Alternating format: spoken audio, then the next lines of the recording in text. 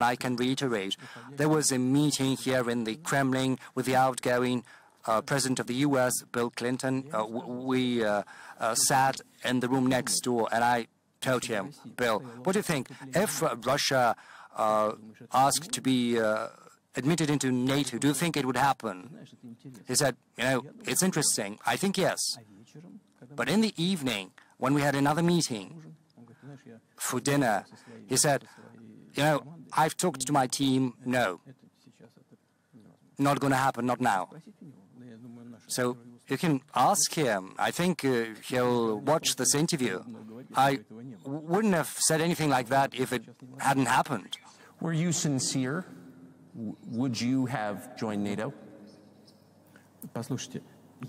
Listen, I asked a question. I said, is it possible? And the answer was no. But if he had said yes, would you have joined NATO? If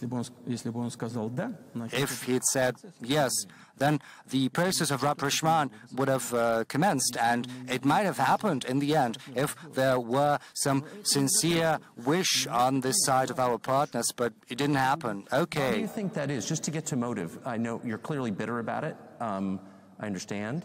But why do you think the West rebuffed you then? Why the hostility? Why did the end of the Cold War not fix the relationship? What motivates this from your point of view?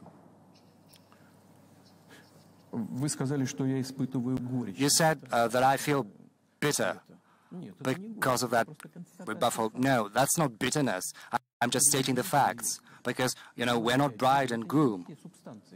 These are not the terms we've got to use in speaking about such matters. We understood that they were not expecting us there. Okay, we said, let's build relations in another manner. Let's look for common ground elsewhere. Why we got that negative response, you should ask your government. I could only guess it would be too big of a country with its own opinion.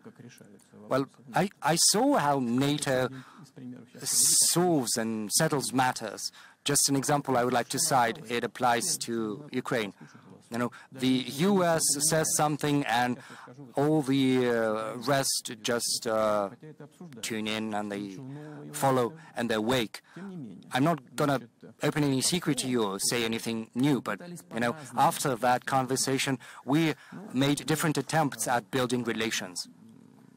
Just to cite an example, during the events in the Middle East and Iraq, we were building our relations with the U.S. in a very prudent, cautious manner. And I always asked the U.S. not to support separatism in the Northern Caucasus, but they still continued with that financial information support, even military support. And that support was flowing in from the U.S. and from its satellites, support towards terrorist bands in the Northern Caucasus. I once talked to a colleague of mine